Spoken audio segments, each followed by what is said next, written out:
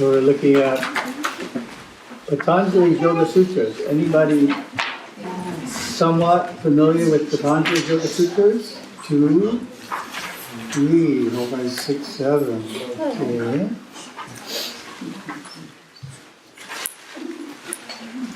This is comparing some of the concepts in Patanjali's Yoga Sutras to Gurudeva's teachings. And it's also going through some other ideas in Patanjali's Yoga Sutras. And pointing out Ishvara concepts and devotional concepts, which are not necessarily talked that much about, but they are right there. In other words, Yoga Sutras is sometimes put forward in a context that has nothing to do with devotion. But you read the sutras, and it's right in there. Can't really skip the practice of devotion and be pursuing it according to how it's intended. For our story starts out, Yoga Swami asked his guest. So in this case, the guest is Gurudeva. That's who the guest is, in case you didn't grasp that. While awaiting the refreshments, Yoga Swami asked his guest, Gurudeva, if he had read Patanjali's Yoga aphorisms. In fact, he got the book down from his shelf, commenting that it was the only book he kept. Gurudeva said yes, he had read it. In fact, it was the only book he had really studied during his early training. That gives it a special place, right? It's the only book that's really important to either one in terms of what they studied. He had read, and Gurudeva had read and practiced it for years. Yoga Swami tossed a few penetrating questions about the Pitti Yoga Classic. Gurudeva answered quickly and clearly. Recounting this experience later, he said that the answers came immediately, not as an intellectual memory, but from within. Okay, so we're going to look at some terms, and so we don't interrupt ourselves, we have a little thought issue down toward the bottom. If you have your pen, you can fix. We have a registered trademark here. R in a circle. So you see where the drik is, D-R-K? That's supposed to be D, R with a dot under it, and K. So it's rendering the R with a dot under it in that same way. So it's R, drik. D, R with a dot under it. R with a dot under it is pronounced R-I or R-U, or somewhere in between. It's in Vrishi. The word before it, the T is supposed to have a dot under it. Drashta. It's Drashta, Drik, Chit, and Chit Shakti. Then we go down 2 lines, and we have Drashta again. And the next word is Drishya. D, R with a dot, S with a line over it, Y-A, Drishya. So, that fixes that. It's, fortunately, in the verses themselves, the fonts are holding fairly well. So we need terms. In terms of philosophy, yoga is a system, and when philosophers describe things, they talk about realities. And you have different realities. For example, when you talk about Sarva Siddhanta, you say Pati Pasu Pasa. And you start from there, you talk about 3 realities. So this is Ishvara, Purusha, and Prakriti are the 3 fundamental realities in the yoga philosophy system. Ishvara is just what we've been talking about, personal God, the object of theism. Theistic devotion is devoted to Ishvara. So Ishvara, he is the supreme or personal God and is considered a unique Purusha. Ishvara is the Adi Guru, the primeval teacher of yoga. So in Saivite tradition, in which one is it? It's, Hatha Yoga Pradipika. It specifically says the original yoga teacher is Shiva. So it's another quality of God Shiva. You're going away? Bye-bye. Bye-bye. He always manages to be the center of attention.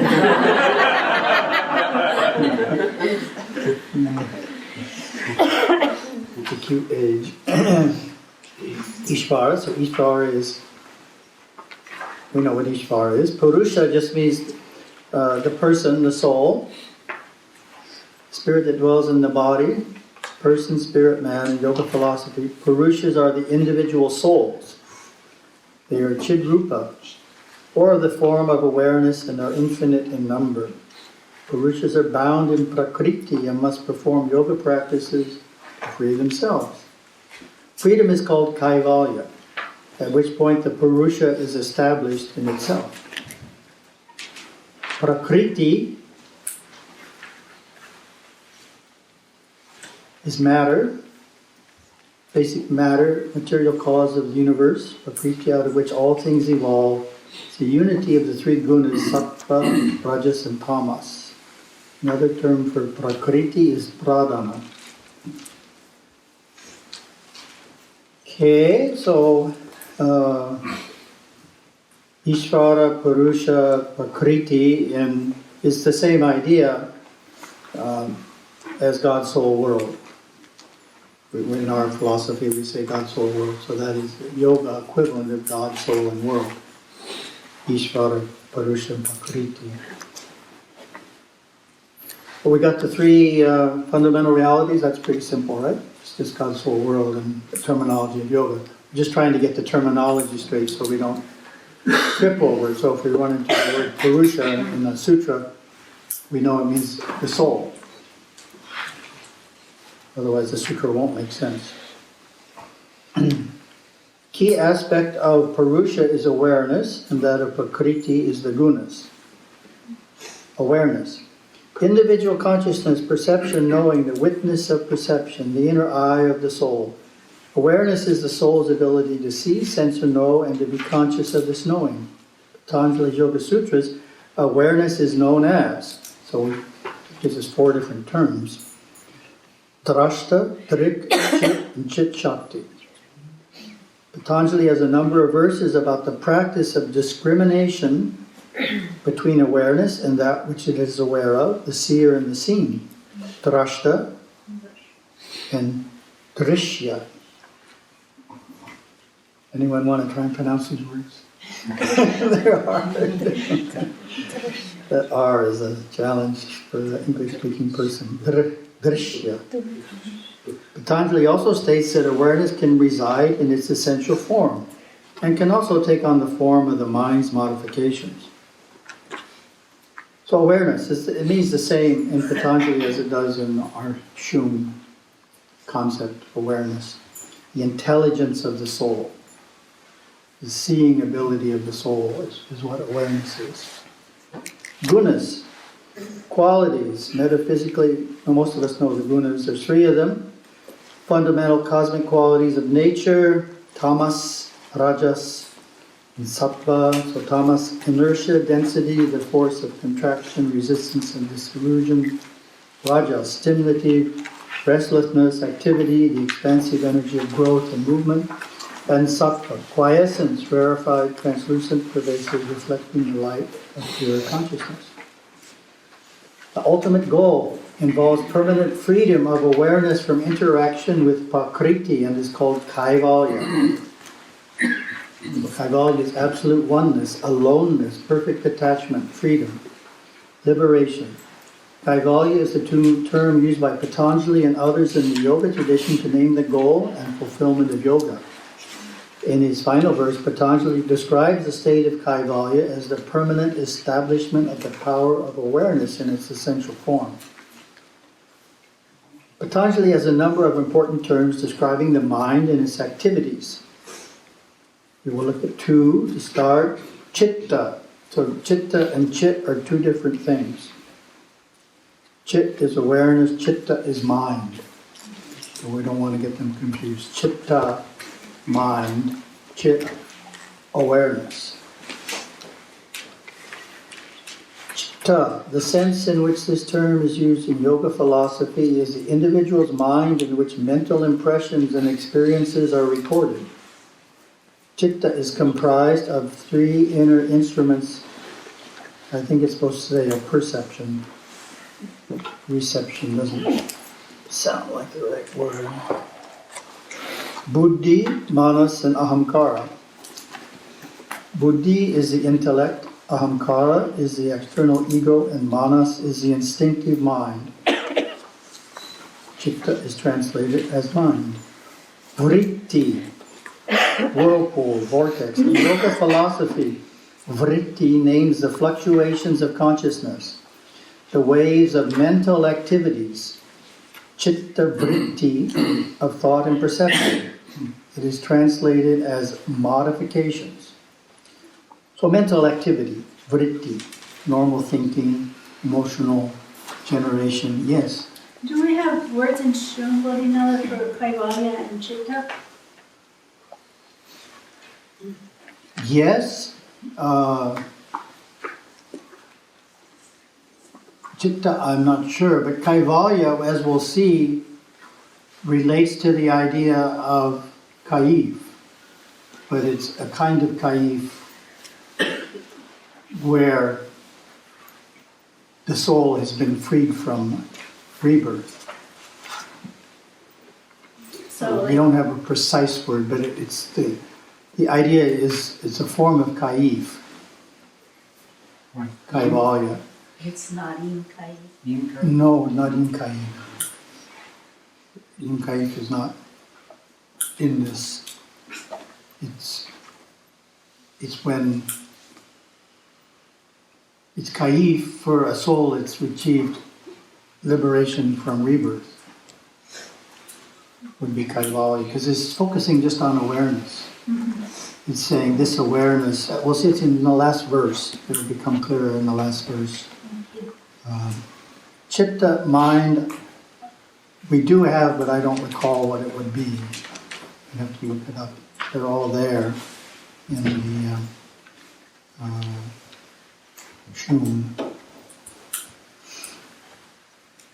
Okay, so we're going to do it slightly backwards from the text because I was studying it yesterday, and I'm going to turn the page and read Gurudeva first, and then we're going to come back to Patanjali. Consciousness and awareness are the same when awareness is totally identified with and attached to that which it is aware of.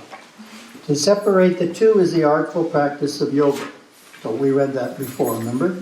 Mm-hmm. That was right in our Shum lesson. It's the basic concept that we need to be able to move awareness out of consciousness, detach it. Naturally, the Shumche language is needed to accomplish this. When awareness is detached from that which it is aware of, it flows freely in consciousness. A tree has consciousness. Awareness can flow into the tree and become aware of the consciousness of the tree. Anyone do that on their walk recently? Try it next walk. See if you can feel the consciousness of the tree. It's a new idea. Awareness, consciousness and mind are totally equated as a one thing when awareness and consciousness are a one thing to the individual. But when awareness is detached from that which it is aware of, it can flow freely through all five states of mind and all areas of consciousness, such as plants and the earth itself, elements and various other aspects of matter. Here we find awareness separate from consciousness, and consciousness separate from the five states of mind attributed to the human being. In other words, The consciousness in a tree has nothing to do with the 5 states of mind. That's what Gurudeva means. We can experience consciousness in forms other than our own form, and therefore it has nothing to do with the 5 states of mind at that point. Because a tree doesn't have 5 states of mind. But it has consciousness. Sanskrit, we find the word chaitanya for consciousness, and for awareness it is saksham, meaning witness. And for mind, the word is chitta. We got one word in common, Patanjali. Mind is chitta. Consciousness, mind, matter, and awareness experience a oneness in being for those who think that they are their physical body, who are convinced that when the body ends, they end and are no more. Okay? Well, that's consistent with what we were studying before. There's nothing really new there. It's just kind of refreshing our memory and also expanding it slightly into life forms other than our own, that we can experience the consciousness in them. But it all requires detaching awareness from that which it is aware of. Detaching awareness from consciousness. The first sentence is the most important.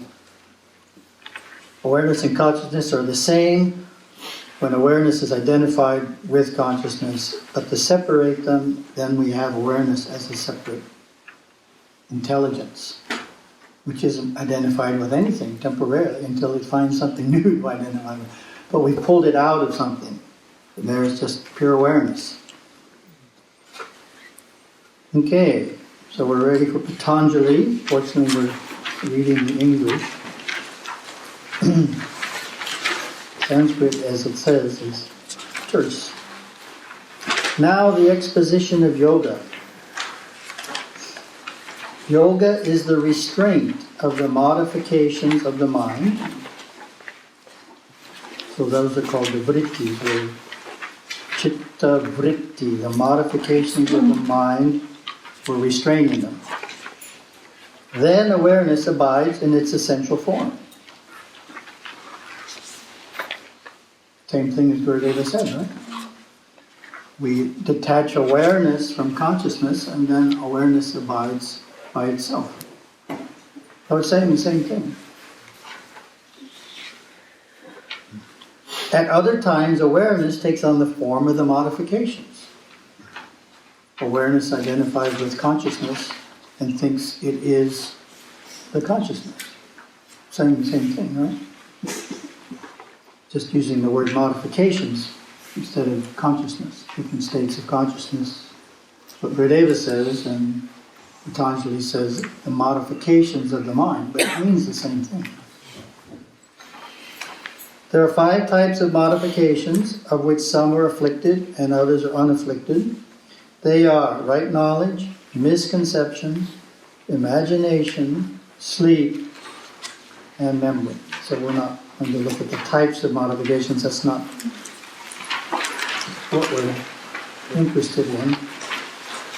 What we're trying to point out is the 2 concepts are identical. It's just the vocabulary is different and therefore it's not obvious. But Gurudeva's concept, awareness identifies with the various states of consciousness, and we need to detach it from that. So awareness is aware of itself, right? That's Gurudeva's terminology. Patanjali's is awareness takes on the form of the modifications of the mind unless we control those modifications and detach it. Bodhinatha, it seems that there's almost a magnetism to the modifications or consciousness, pulling awareness to it. Is there something like that taking place? Well, yes. It's like if you're in a room by yourself, you want to do something. You're not just content sitting there. We tend to want to be engaged in an activity. There's a naturalness. In fact, some people can't stand silence. This would be too quiet a place if they were by themselves here. This is awfully quiet. We have a radio? We have a TV somewhere? I need some noise. I need some activity. So the awareness is naturally attracted to activity. And so that's what the mind provides the first basis of activity. Just sitting there in silence is unnatural for many people. But that's what awareness is, just sitting there in silence. When awareness is aware of itself, as it says here, awareness abides in its essential form. That's the definition of kaif. Awareness abiding in its essential form. Awareness aware of itself. So,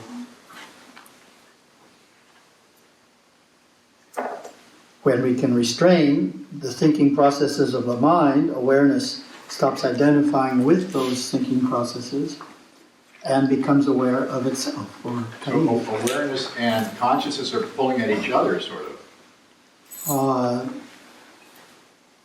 Well, yes, because we are awareness and we are consciousness, and there's a magnetism, as you said, in consciousness for awareness to go there and not just to sit in itself. Yes. That's Absolutely. why it's so hard to sustain kaif, apparently, as one of the reasons. That's the reason it's hard to sustain kaif, because we're attached to activity. Just like it's hard for us to sit in... Would that be programming as well, how we're programmed in our society, or is that just a nature of the mind? It's both. It's programming, which means beliefs and attitudes. We're talking about beliefs, attitudes, actions. Yes. It's programming in the sense of the beliefs that we pick up. And it's also habit. As I say, it's unnatural for many people to live in silence. They would want noise. Just used to it. And silence is uncomfortable. But in a well-balanced mind, silence is enjoyed. In a mind that's trying to hide something from itself, silence is a threat. What you're trying to hide from yourself might show up. That part of you you're trying to avoid seeing, you might see. Let's keep the mind busy, right? So that's why you have to have can't be hiding things in your subconscious about the past that you don't want to remember. That's a big one. You're just trying to hide the past. So you need noise, activity to keep it hidden. And so, do we get the idea that they're the same? Same principle. Shum textbook starts out with the same exact concept that Patanjali starts out with. And I wasn't fully aware of that. I said, well, wait a minute here. So it requires a thoughtful translation to pull out the similarities. As the vocabulary, the difference in vocabulary is the big challenge. And so this is trying to make the vocabularies as similar as possible without distorting what Patanjali is saying. Any questions on that before we move on? Get that one clear. Okay, so we want to look at each of these verses, compare Patanjali's verses to Gurudeva's writing. Discuss the meaning of each verse, including relating it to Gurudeva's teachings. Identification with the ego comes from taking the intellect itself to be awareness. Who wants to explain that one? He's a volunteer. Yes. Ego comes from intellect. Yes. And when we identified with the intellect, then the one that comes from intellect, the ego, also comes with it, so we then become the ego. Yeah, absolutely. And then they will become. Yes.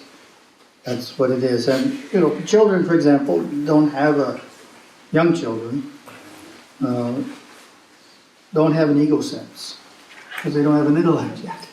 They haven't decided who they are versus who other people are. And therefore, the stronger the intellect gets, the more of an ego sense we can have. So it gets stronger as we grow up, and therefore part of the spiritual process is to weaken it. Weaken that intellectual domination of the mind, as we talked about The intellect is like a computer. It can be a useful tool or it can be a major distraction, depending how we use it. So we want the intellect to be a tool of the soul, under the control of the soul. Quite often the intellect veils the soul, covers it up, it hides it by all its activity and ego identification, whereas what we want to do is reverse it, get the soul dominant, and then the intellect is something we use, such as a computer. The computer's not on all day doing things. No, we just turn it on and use it and put it aside. It's a useful tool for certain projects, but we don't want it to be something we watch all day.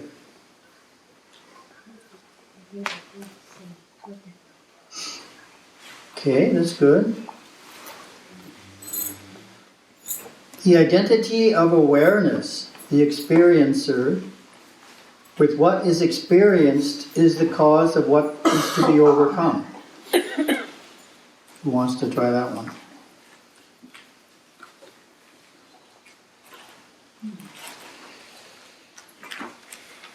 Yes. The problem is because of the identification of the seer and the seen Yes. becoming one. Yes. So to separate them is the solution. Absolutely. So it's just, what Gurudeva says up here. Consciousness and awareness are the same when awareness is totally identified and attached to that which it is aware of. The identity of awareness, the experiencer with what is experienced, is the cause of what is to be overcome. Right? To separate the two is the solution. To separate the two is the artful practice of yoga.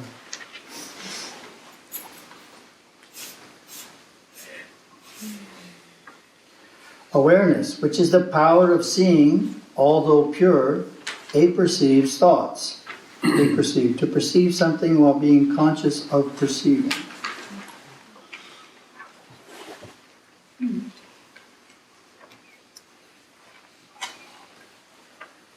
So that one is harder. But it's saying that awareness is perceiving thoughts, but remains pure. In other words, it's an activity of awareness, but it doesn't change the nature of awareness. No matter what awareness is perceiving, quality of awareness doesn't change. Similar to the eye, no matter what the physical eye is seeing, if it's something beautiful or something ugly, the nature of the eye doesn't change. The eye is the eye. It's unaffected by what it sees.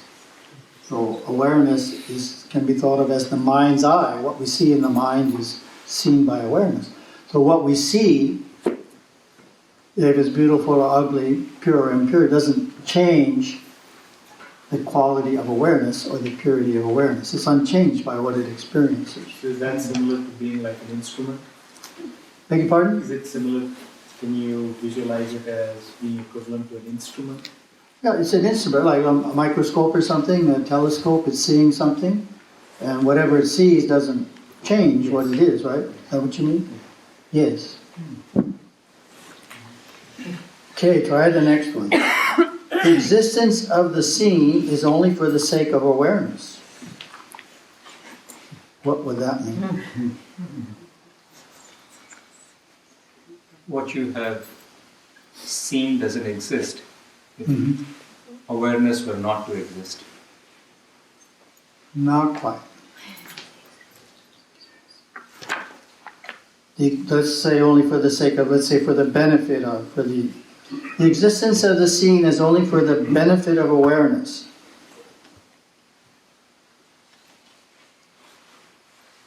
What would it mean? Without something to see, awareness wouldn't exist.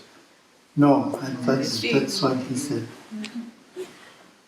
Yes. The only reason that the world and the universe is here is so that we can be aware of it. Not quite. Is it the same as tree falls in the woods, we're not there to see No. it.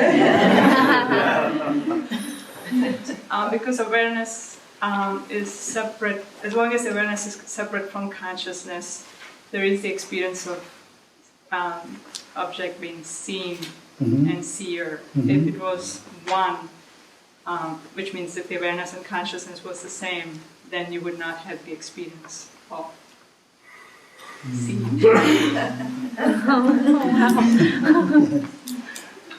If I look out the window and see the tree, the tree exists because I see it. In a monistic belief system, we're actually all the same matter, but it just is. I perceive it a certain way because of my intellect. That's wonderful, but that's. I'm sure that's the answer to one of these questions. I'm just trying to give those a chance who don't usually ask a question. Answer a question. Well, I think I'm thinking of Shiva created the world to help us evolve and merge with it eventually, and so that what is seen is there for our benefit as awareness to go within and realize itself.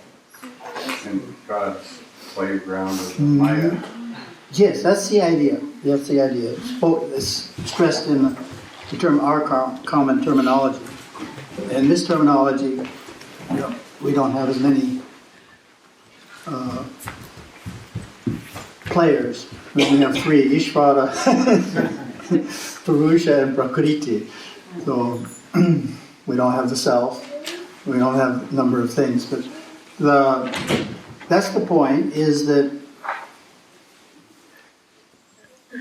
the only way for awareness to achieve Kaivalya is because of the existence of the seen. To realize the separateness. But somehow, yes, realize somehow one playing off the other is what causes Kaivalya. Otherwise, awareness wouldn't achieve Kaivalya. Let's see if I can remember it. You use soap to clean a garment is one of the comparisons in Sarvasiddhanta. Soap itself isn't a pure object, but because of soap, you're able to clean a cloth. So, one object going with another actually purifies the second one. So in this case, as it's said in our teachings, the world is necessary for the soul to realize God. That's what Janaka said. And that's how we would say this in our teaching. Yes? So, Purusha needs Prakriti to become Kaivalya. Yes. That's what this is saying. Otherwise, it doesn't achieve its potential. It's the interaction of Purusha with Prakriti that causes it to achieve Kaivalya. Trying to find the right words to put with this. For awareness to become aware of itself. Yes. If there was nothing else for it to be aware of, then there would be nothing for it to reflect back on to say, well, now I must be aware. If I'm aware of something out here, well, then what am I?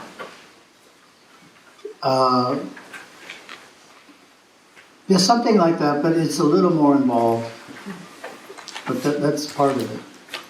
So it's one that doesn't relate that easily with our philosophy, shall we say. But it parallels it.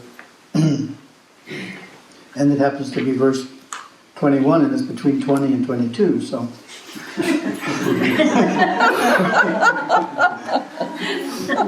We don't want to leave verses out because they're hard to explain.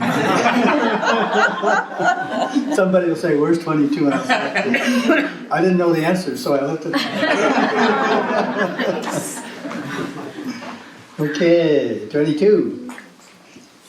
Although what is seen ceases to exist for him whose purpose has been accomplished, it also has not ceased to exist for others. It remains the common experience. That makes sense, right? Yeah.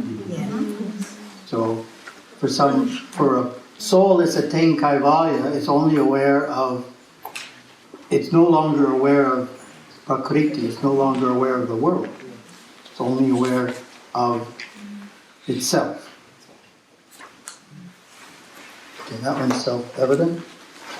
The identity of the seer with the seen is the reason that the essential form of the power of the owner is perceived to be that of the owned. Who wants to go for that one? Who's the owner? In this case, the seer? The seer. Yes, the seeing ability of the Purusha. What's the owned? Prakriti, right. The world, the external, the ego, the mind, the modifications of the mind. Everything that's external to awareness is the owned. So, it's easier if we keep it in the mind, and the power which is belonging to awareness is attributed to the ego and to the intellect. When we think of what we can do, we think of what our intellect can do, right? I have all these abilities. But the abilities are borrowed from the abilities of awareness. It's reflected. So we think of it as our ability as an intellectual, as in the intellectual mind, or our ability as a person, but the ability actually belongs to the pure awareness. That's what it's saying. The power is the power of awareness, but we identify it as the power of our ego and our intellect. When we look at someone, we say, oh, what a brilliant intellect. We don't say, oh, what a brilliant awareness. But we attribute it. We see the person, we see the external abilities of the mind, and see the power as in that. But that's only because the power is from awareness. So the power is being drawn out of awareness into the intellect. That's what this is saying. This identity is caused by ignorance. Avidya. That's self-explanatory. You need, as we were talking about this at a couple of our meal discussions, which are challenging because the noise level is so. What did you say? This means everyone is having a good time. So that's the noise level being high. It's like kids laughing at a birthday party. It's a good sign. So it's to when ignorance is eliminated by having an intellectual concept of a deeper structure, in this case the structure of awareness and the external intellect ego, having that as a clear concept is necessary, otherwise you can't dispel ignorance, right? Because you don't know that ignorance isn't the only truth. You have to have a different version of what exists, another philosophy regarding it.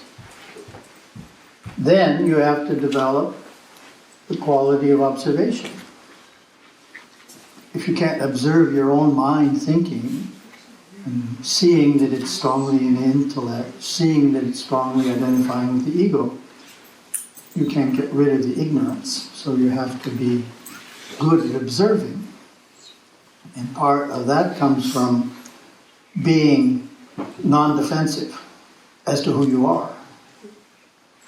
If you're a defensive person because you're insecure, then it's very hard to admit what's going on.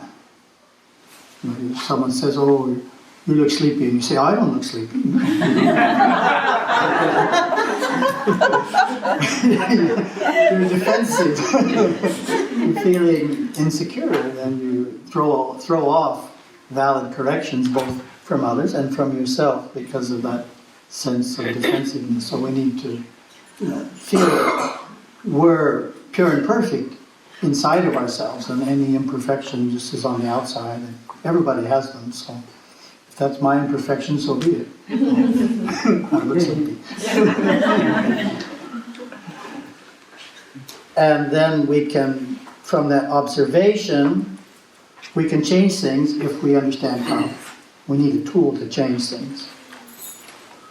In our case, we use Shun meditation to actually pull ourselves away from consciousness or the mental modifications into pure awareness. We have a whole system of meditation designed just to do that. So we need a tool. Or you need all of that. A philosophy, power of observation, a secure sense of who you are because you know you're perfect inside, and then a tool to change things. And then you can actually shift. And that's what Gurudeva's teachings provide. They give us all of that, yes. Does the tool allow us to stay in that condition for prolonged periods of time? Rather than being transient, where you get the awareness but for a brief moment? Well, it depends on what it is. How deep it is. How long you can stay. If it's, if here is the most shallow and here is the most deep, and you're trying for here, it's easier to stay there a long time than it is to stay there a long time. The deeper something is, the harder it is to sustain. But we definitely want to sustain what's in the middle. And the idea in Gurudeva's teachings is in our morning vigil, in our puja, and our meditation, maybe we move from here to here in terms of going within ourselves, and then during the day we want to try and stay as close to that as possible. Maybe just come down to there by the end of the day, but we don't want to go all the way down. And then we have different techniques to try and sustain that throughout the day. So yes. With the disappearance of that ignorance, the identity also disappears. This cessation brings awareness into Kaivalya.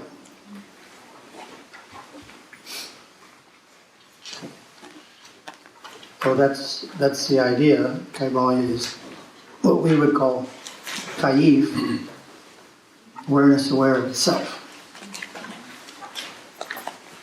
So when the ignorance which causes us to identify with the external totally disappears, then we end up in Kaivalya, identification with the inner. The means of cessation, this is his tool. Okay, he's giving a tool. The means of cessation is the uninterrupted discrimination as to their difference, which is similar to what we do, but we do other things as well. But he's saying you have to be, it's that what we went through at the beginning, I am happy, I am sad, and we have to discriminate. Okay, the I am versus the happy and the sad. We have to discriminate between the awareness and what it's aware of, and be aware of the difference. These are states of emotion. This is the perceiver. We have to discriminate between them or distinguish between them. And remember that we're the I am, which doesn't change, no matter what it temporarily identifies with. For one with this discrimination, there arises in the last stage wisdom that is sevenfold. I don't have a list of the sevenfold wisdom. You can look it up if you want to. Anyway, there arises wisdom. That's good. Okay. 28. When the limbs of yoga are practiced, so limbs just means the 8 stages. Yama, niyama, asana, so forth, through the stages, limbs. Yoga are practiced, impurities dwindle, and radiant knowledge manifests, leading to discrimination as to their difference. So same idea. But here he's giving another tool. He's saying it's the practice of yoga that helps in this process, and it specifically eliminates impurity. We purify ourselves through the practice of yoga, and that purification allows us to better discriminate. And it's like we talked about the pond. Remember the pond? Had gold nuggets at the bottom, muddy water, and ripples on the top. So he's talking about getting rid of the mud. And this practice of yoga is one of the ways we purify ourselves. Okay, let's see this next one here. The involution of the gunas, which are now devoid of purpose for the Purusha, is what is called kaivalya, permanent establishment of the power of awareness in its essential form. So, it's interesting, uses the word pratishta, which is how you establish a murti. When you're establishing a murti in a temple, it's called pratishta ceremony. This is the same word. You're establishing the murti of your awareness. So it's his way of defining the end of the path. The involution of the gunas, meaning you're involuting, you're coming in, you're not going out, which are now devoid of purpose for the Purusha, is what is called kaivalya, the permanent establishment, the power of awareness in its essential form. So when awareness no longer has anything to do